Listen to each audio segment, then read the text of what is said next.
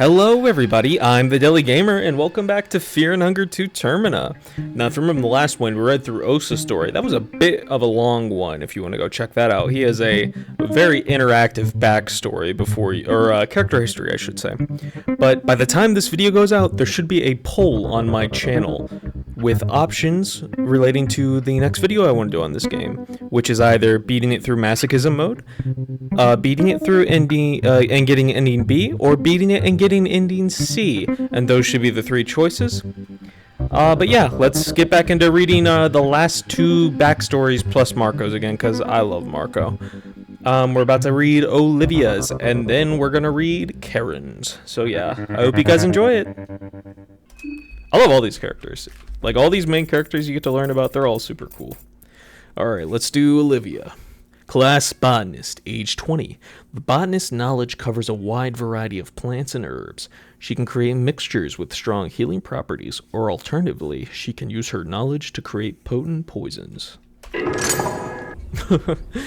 She could just get off her wheelchair and sit in the chair. The soothing sound of the rail tracks. You are not used to such peaceful and tranquil atmosphere. You can't help but let your mind wander. You reminisce what has led you to this point in life. You remember moths, blue noctuid moths to be precise. That is your first memory as a child. You and your twin sisters sitting in the backyard, illuminated by the cold blue hue of the moon. Instances where it was just the two of you, sharing a moment, were rare. That is probably why those moments matter to you the most. You and your twin sister were born at the strike of midnight, at the turning point of months. Thus, you were born with different birth signs. One was born a shadowed soul, and one with a radiating soul. Since that moment, it was evident that the two of you would lead very different paths in life.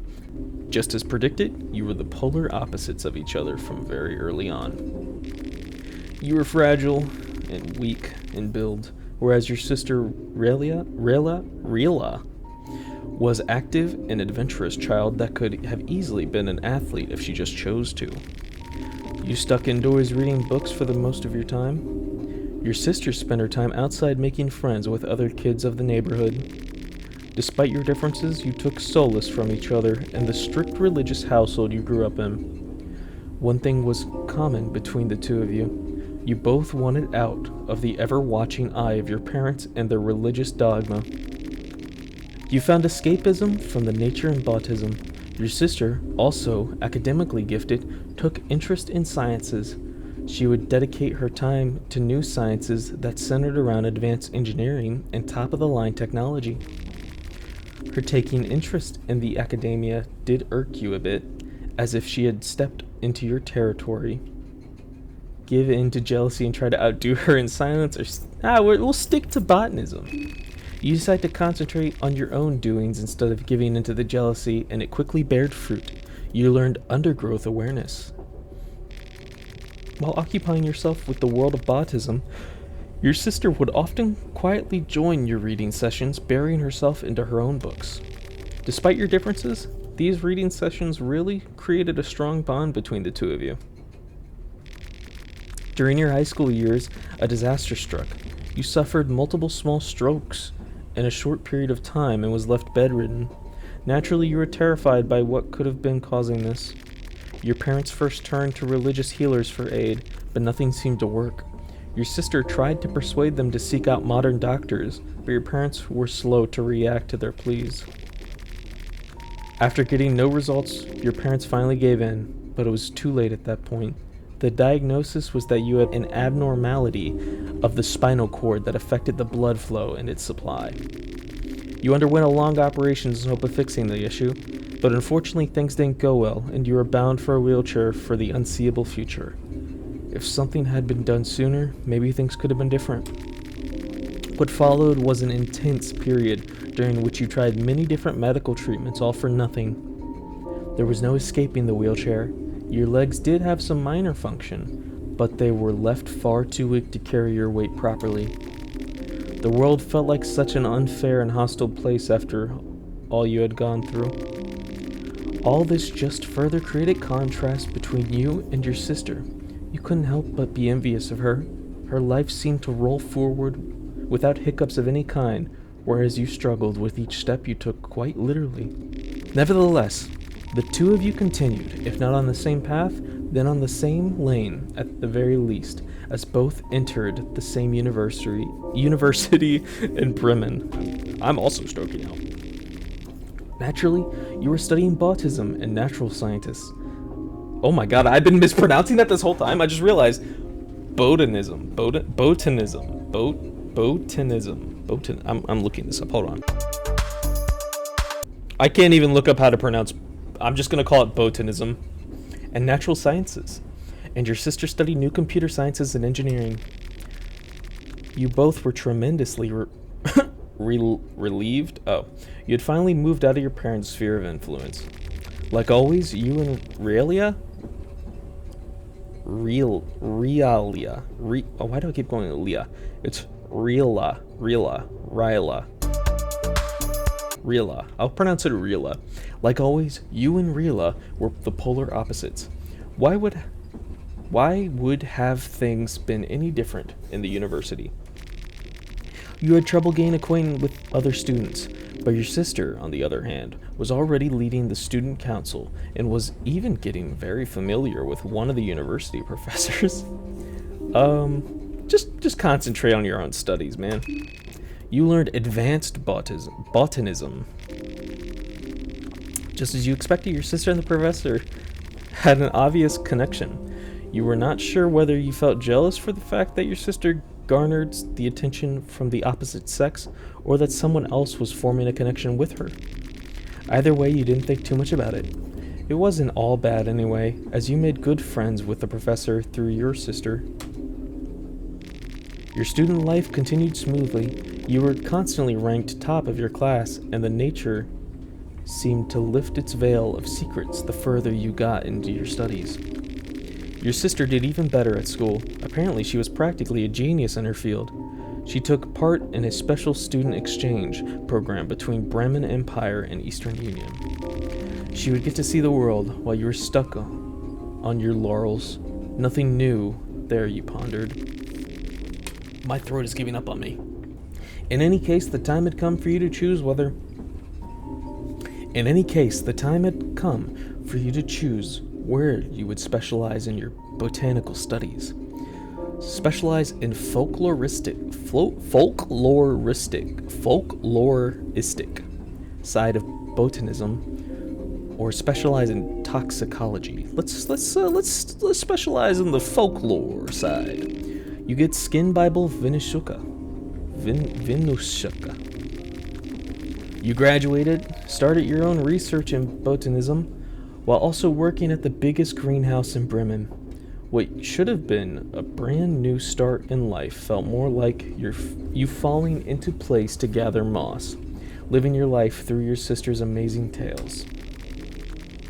Her research abroad seemed to open many doors for her. The Eastern Union hired her to work in top-secret facilities around the Central Europa.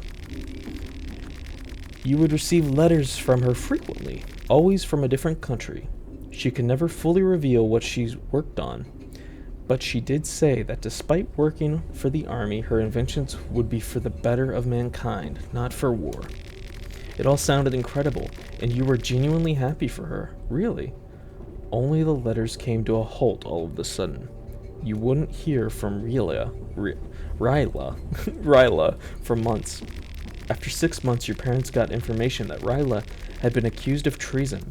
She had committed serious crimes against Bremen Empire. That's at least the official story.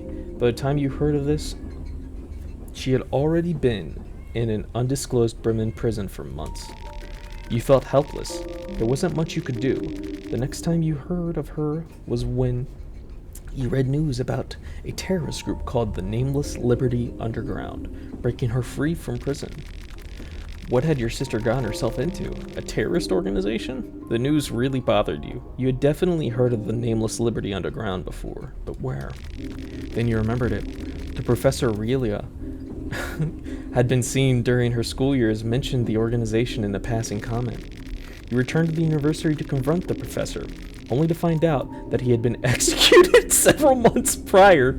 He too had been accused of treason and had been sentenced to be hanged in the middle, oh my god, of the battlefield. Something weird was definitely going on. You got to search through his office and found several letters from Ryla. I can't pronounce that name.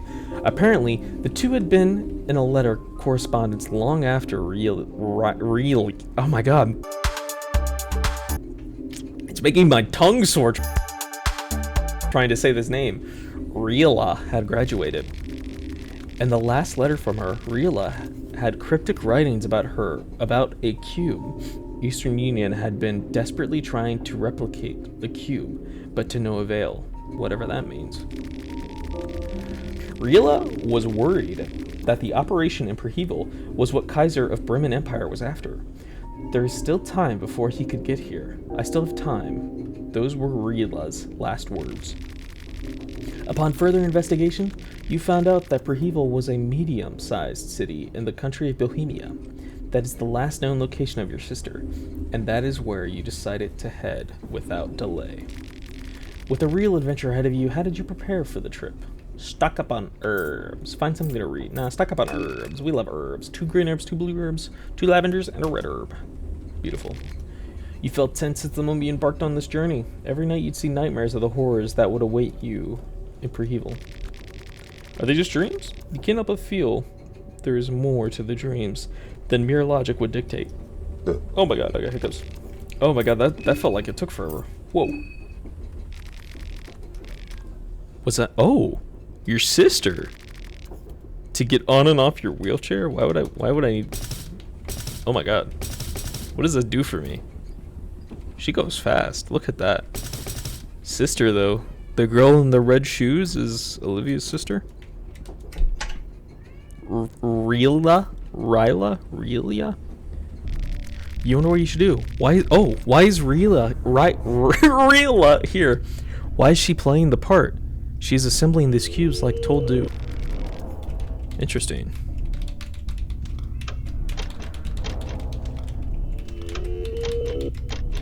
There's probably more I accidentally skipped through. Are they gonna talk? Man, Ryla is trying to get your attention. What is going on here? She gives you a faint smile. Why don't you speak? Speak to me. You can't catch me. I'm in a wheelchair. Haha. You can't catch me, sucker. He's too slow. Beat his ass, Olivia. Grab a... Just like leap off your chair and take him out. One more, and then I guess I'll read Marco's, too. We got Karin, the journalist, age 26. Having covered wars, coup d'etats, and other disasters, the journalist has picked up various skills that help her survive. Persuasion skills definitely not being last on that list. The soothing sound of the rail tracks. You are not used to such peaceful and tranquil atmosphere. You can't help but let your mind wander. You reminisce what has led you to this point in life. You were always a curious child. Your elder siblings and your nanny had to keep you out of the harm's way to the best of their abilities. Just a moment's lapse in their vigilance, and you'd be running behind a corner for one of your many misadventures. Your parents were always busy. They had very little time for you and your brothers. Instead, you were mostly raised by Dahlia, the nursemaid of the household, a tall woman in her 30s, originating from Eastern sanctuaries. In your memories, she was alright, but something always felt off about her. Your parents were fresh aristocrats in the Bremen Empire. Despite being highly thought of, they were outsiders among the noble, for they had risen to power by their own means, and thus didn't have strong roots among the other blue blood of Bremen. This proved to be a problem when tensions with Bremen borders were rising, with different factions rising to prominence around the country. The situation looked bad for your family, as you didn't have strong lineage to back you up. When the time came to throw someone at the wolves to please the general public, the Sawyer family was the first to go. Certain populist factions were able to agitate the common people to start riots, and a huge mob headed towards your family manor. In a hurry, your parents gave you to Dahlia's safekeeping and told her to leave the country. They would look you up when things had settled down. Or that's at least what Dahlia told you afterwards, but you were still a bit young to remember properly. But you could have sworn that Dahlia never consulted your parents about your departure. In your memories, Dahlia just flat out kidnapped you. Whatever the case, you and Dahlia traveled to Jeddah, the capital of the Eastern Sanctuaries, recently named Eastern Union after they joined forces with the Voronian Republic. The culture shock was quite drastic. You had never seen such poverty and such riches, side by side in the street view. All the unfamiliar sounds and scents from spice vendors that circled your automobile. It was all too much for you. As you were growing restless by the minute, Dahlia struggled to contain you as you opened the car door and jumped out of the moving vehicle. Convince passersby that you've been kidnapped, run through the crowded streets and hide. Yeah, we'll do that. You learned escape plan. You threaded through the crowds quickly and gracefully. All the years of playing tag with your brothers paid off. You shook off Dahlia with ease. However, once the evening came, you grew hungry, you weren't so certain about your plan anymore. You heard Dahlia yell for you tirelessly, even after all these hours. You decided to give yourself in and reveal your location. You were still just a child after all. What were you going to do instead? Dahlia tried to assure you that you had nothing to worry about, but once again she gave that off feeling. You didn't know what it was, but you seemed to have a sixth sense when it came to judging people's character and honesty. So you ended up with living with Dahlia in a rather decent-looking building. She was cashing checks to maintain your lifestyle. What? Dahlia's version of the truth was that your parents were looking after you by sending money, but you had a feeling that it was just ransom money Dahlia kept spending. It wasn't all bad, though. Growing up in Eastern Union gave you some perspective, at the very least. The way the local authority oppressed the locals made you wary of those in power. In your teenage years, you started spending more time with various civil rights organizations that were active in Jetaya. During one of the weekly protests, the local army decided to make an example of your group. Without mercy, the armored officers pummeled brutally those in the first rows of the demonstration. Help those who were wounded. Lucky you had prepared for situations like this, and you had various first aid items with you. You got 4 cloth fragments and 2 blue vials. You tried to bandage one of your unconscious comrades, but the army officers reached you in no time and proceeded to beat you to the ground. You woke up at the hospital. There were people from Bremen Embassy waiting for you to wake up. Apparently, the protesters had gained some publicity, and they had noticed you on television. You explained your situation to them, and they took you in their custody. Soon you were already on a plane flight headed back to Bremen. You were returned to your mother and her new husband. The rioting mobs had burned down your family manor all those years ago, and your father had died during the unrest. You never heard of Dahlia again, but apparently she had indeed kidnapped you, and you were living off ransom money your new stepfather had barely been able to put together. Your sixth sense seemed to be working as intended. Oof. Your turbulent life had left a mark in you, and you had trouble staying still for too long. Instead of settling down properly, you became a journalist at a very young age. The situation in Bremen seemed very suspicious to you.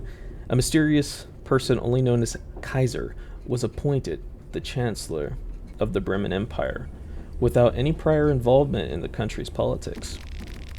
He had appeared seemingly out of nowhere and taken control of the whole country.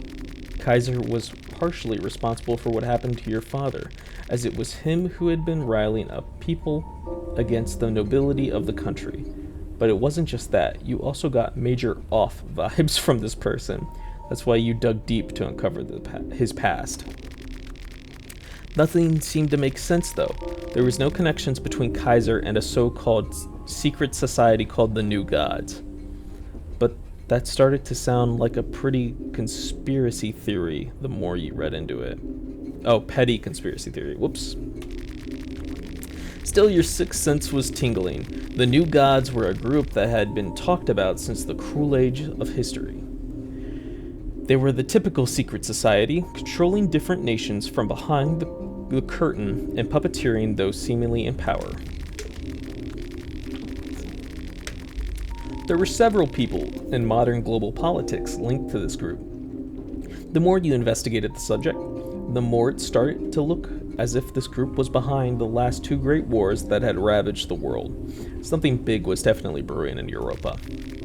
When Kaiser occupied Prehevil, the capital of Bohemia, only to shortly after make a truce with Eastern Union, that's when your alarm bells started to ring loud. Something was definitely off.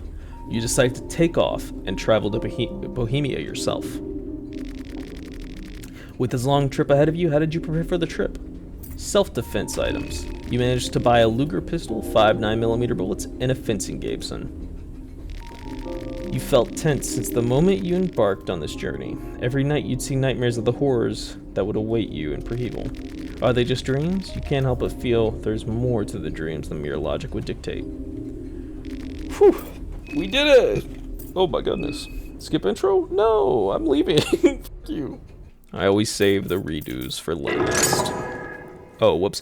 Marco, thug/boxer, age 31. Life in an underground boxing ring has taught the boxer how to deal with his opponents barehanded. The boxer excels at close quarters combat. Alright, there we go. I'm losing my voice slowly. I love Marco. I wish they made, so like Marco and Tanaka are normally sleeping. I wish they just randomized the characters every time between the 8, just since they have sleeping animations for all of them. Skip the character history? No. The soothing sound of the rail tracks. You were not used to such peaceful and tranquil atmosphere. Can't help but let your mind wander. You reminisce what has led you to this point in life. For the majority of your life, you've only ever known the streets of the Vatican City. This is actually the first time in your life you're traveling this far from those narrow and crowded alleyways. Things don't look that fancy elsewhere. Traveling is overrated, you think to yourself. In your earliest memories, you remember spending time with your parents, but then suddenly you just didn't have parents anymore. You can't remember what happened, but from one point onwards, it was just you and your sister against the world. You were still only 10 years old, but you had to make a living somehow. Try to live an honest life. You tried different odd jobs. The only thing common with all of them was that eventually you messed things up and got fired. Still, you were able to save up 10 shillings. The streets schooled you hard, but as you grew older, you noticed that you started to tower over those who bullied you before. If someone still tried to do you dirty, you were quickly able to give them a taste of your justice. Because of your size and fighting skills, you started to attract the attention of local street gangs that tried to recruit you as their muscle. This never sounded right to you. You had been extorted of your measly salaries too many times. You didn't want to do the same to anyone. But turning down small-time criminals only got you further trouble. Almost every other night you'd end up in a street fight. At one point you realized that you were doing more fighting than actual work, not to mention that's where you got most of your money too. You started to consider fighting as your job. Maybe it would be worth investing into more. You started to work out more regularly and follow a strict regimen. We're gonna bulk in mass. You thought that bulking up could help make you more resistant to punches, so you started eating like a bear, at least tripling your calorie intake. That combined with lifting weights, the sofa at your apartment, dragging horse carriages with your body along with other resistance exercises proved to have obvious effects. You managed to increase your defense with a couple of levels in the end. You were doing alright in fights, so much so that you started to build a little reputation on the streets. In no time you moved on to underground boxing rings, where there was more money on the table and less danger of the opponent pulling a knife in the middle of a match. While you were busy in the ring, your sister had grown into a beautiful young woman who attracted all kinds of admirers. It would have meant trouble if it wasn't for your mean reputation. Most low-life thugs on the streets knew that they'd have to answer to you if they tried anything dodgy. That didn't mean there weren't those who tried. She started to get close with a known mobster, Ricardo Accardo. He was the heir to the Accardo branch of the family. The family was an organized body of criminals operating in the Vatican City. In all intents and purposes, the family was a mafia, but they also had deep connections to the church, while in turn was running the country, so it was a bit more complicated. Despite being a mobster, Ricardo seemed decent enough. He had a flirtatious and flattering way of speaking, and in general got along with everyone. He took notice in your skills and tried to casually recruit you to the ranks. You politely declined the offer. Since you didn't take the offer, Ricardo had another one on the platter. He proposed that he'd hook you up with a real boxing trainer to get you to the next level. You again declined, but your sister insisted that you at least try it out. You agreed. Things start to feel more professional the second you stepped inside the gym. The trainer, an elderly gentleman who had an impressive record of previous apprentices, was impressed by your raw skills. He thought that the best way to push you further would be to choose where to specialize. Specialize in offense. You learned adrenaline rush. His methods proved effective. Soon you had your first real bout in the ring and won the match with relative ease. Your sister and Ricardo were there to congratulate you. You continue with your winning streak. The hype around you was growing. Slowly, even you started to believe the hype. Ricardo was able to organize big matches one after another. You started spending more time inside the family quarters with Ricardo and your sister. Without noticing it, you had been pulled into the criminal world. What started as helping out a friend became a more frequent occurrence. Soon Ricardo showed his true colors as well. He had been building you up for a fated boxing match. Apparently your next opponent was a former family member who had cut all ties to the organization. Your job was to kill him in a boxing match. You politely declined, but at this point there was no turning back. Ricardo reminded you that he got your sister back at his flat, and she'd feel it in her skin if you didn't comply. You didn't know what to do.